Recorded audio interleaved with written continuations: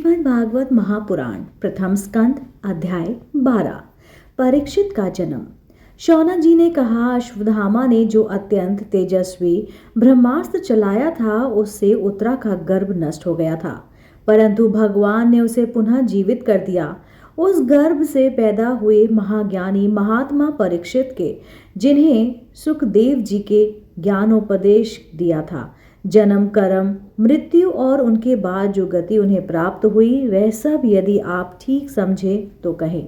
हम लोग बड़ी ही श्रद्धा से सुनना चाहते हैं। सूत जी ने कहा, धर्मराज युधिष्ठिर अपनी प्रजा को प्रसन्न रखते हुए पिता के समान उनका पालन करने लगे। भगवान श्री कृष्ण के चरण कमलों के सेवक से वे समस्त भोगों से निष्प्रय हो गए। शौनक आदि ऋषियों, उनके पास अतुल संपत्ति थी। उन्होंने बड़े बड़े यज्ञ किए थे तथा उनके फलस्वरूप श्रेष्ठ लोगों का अधिकार प्राप्त किया था।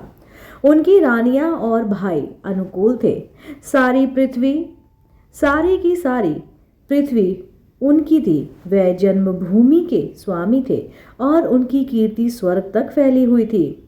उनके पास भोग की ऐसी सामग्री थी जिसके लिए देवता लोग भी ललायित रहते थे, परंतु जैसे भूखे मनुष्य को भोजन के अतिरिक्त दूसरे पदार्थ नहीं सुहाते, वैसे ही उन्हें भगवान के सिवा दूसरी कोई वस्तु सुख नहीं देती थी।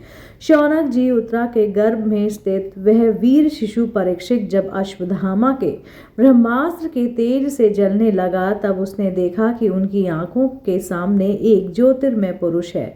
वह देखने में तो अनूठे भर का था, परंतु उनका स्वरूप बहुत ही निर्मल है। अत्यंत सुंदर श्याम शरीर है। बिजली के समान चमकता हुआ पीतांबर धारण किए हुए, सिर पर सोने का मुकुट झिलमिला रहा है। उस निविष्कार पुरुष के बड़ी ही सुंदर लंबी लंबी 4 भुजाएं हैं। कानों में तपाए हुए स्वर्ण के सुंदर कुंडल भी हैं।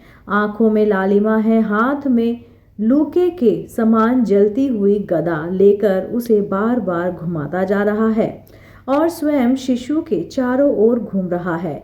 जैसे सूर्य उनकी किरणों के कोहरे को भगा देते हैं, वैसे ही वह उस गदा के द्वारा ब्रह्मास्त्र के तेज को शांत करते ही जा रहा था। उस पुरुष को अपने समीप देखकर वह गर्भ शिशु सोचने लगा कि यह कौन है।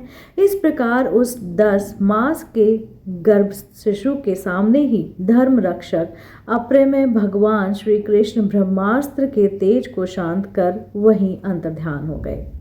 तदंतर अनुकूल ग्रहों के उदय से युक्त समस्त सद्गुणों को विकसित करने वाले शुभ समय में पांडु के वंशधर परीक्षित का जन्म हुआ।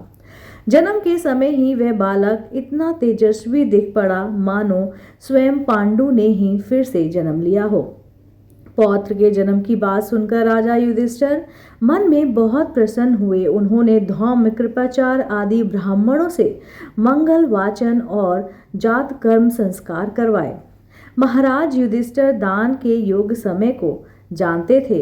उन्होंने प्रजा तीर्थ नामक काल में अर्थात नाल काटने के पहले ही ब्राह्मणों को सुवर्ण, गौएं, पृथ्वी, गांव, उत्तम आदि के हाथी, घोड़े और उत्तम अन्न का दान दिया। ब्राह्मणों ने संतुष्ट होकर अत्यंत विनयी युधिष्ठिर से कहा, हे पुरुष, काल की दुर्निवार गति से यह पवित्र पुरुवंश मिटता ही चाहता है, परंतु तुम लोगों पर कृपा करने के लिए भगवान विष्णु ने यह बालक देखकर इसकी रक्षा की है, इसलिए इसका नाम विष्णुरात होगा। निसंदेह यह बालक संसार में बड़ा यशस्वी, भगवान का परम भक्त और महापुरुष होगा। युधिष्ठिर ने कहा, महात्माओं, ये बालक क्या, उसने अपने उज्जवल यश से हमारे वंश के पवित्र कीर्ति महात्म राजवंशियों का अनुसरण करेगा। ब्राह्मणों ने कहा, धर्मराज, यह मनुपुत्र इक्ष्वाकु के समान अपनी प्रजा का पालन करेगा तथा दशरथ नंदन भगवान श्री भगवान राम के समान ब्राह्मण भक्त और सत्य प्रतिज्ञ होगा। यह उसी नरेश शिवी के समान दाता और शरणागत वत्सल्य होगा तथा ज्ञानियों में दुष्यंत के पुत्र भरत के समान अपने वंश का यश फैलाएगा। धनुर्धरों में यह सहस्त्रबाहु अर्जुन और अपने दादा पार्थ के समान अग्रग्रहण होगा। यह अग्नि के समान दुर्धर्ष और समुद्र के समान दुस्तर होगा। यह सिंह के समान पराक्रमी, हिमाचल की तरह आश्रय देने योग, पृथ्वी के सदृश तितिक्षु और माता पिता के समान सहनशील होगा। इसमें पितामह ब्रह्मा के समान समता रहेगी। भगवान शंकर की तरह ये कृपालु होगा और संपूर्ण प्राणियों को आश्रय देने ये लक्ष्मीपति भगवान विष्णु के समान होगा। यह समस्त सद्गुणों की महिमा धारण करने में श्री कृष्ण का अनुयायी होगा। रति देव के समान उदार होगा और ययाति के समान धार्मिक होगा। धैर्य के बलि के समान और भगवान श्री कृष्ण के प्रति दृढ़ निष्ठा में यह प्रहलाद के समान होगा। यह बहुत से अश्वमेघ यज्ञों का करने वाला और वृद्धों का सेवक होगा। इसके पुत्र राजश्री होंगे। मर्यादा का उल्लंघन करने वालों को ये दंड देगा। यह पृथ्वी माता और धर्म की रक्षा के लिए कलयुग का भी दमन करेगा। ब्राह्मण कुमार के शाप से तक्षक के द्वारा अपनी मृत्यु सुनकर यह सबकी आसक्ति छोड़ देगा और भगवान के चरणों की धूल अपने माथे पे लगाएगा। शुक जी से यह आत्मा यह यथार्थ स्वरूप का ज्ञान प्राप्त करेगा और अंत में गंगा तट पर अपने शरीर को त्याग कर निश्चय ही अभय पद प्राप्त करेगा। ज्योतिष शास्त्र के विशेषज्ञ ब्राह्मण राजा युधिष्ठिर को इस प्रकार बालक के जन्म लग्न का फल बताकर और भेंट पूजा लेकर अपने अपने घर चले गए।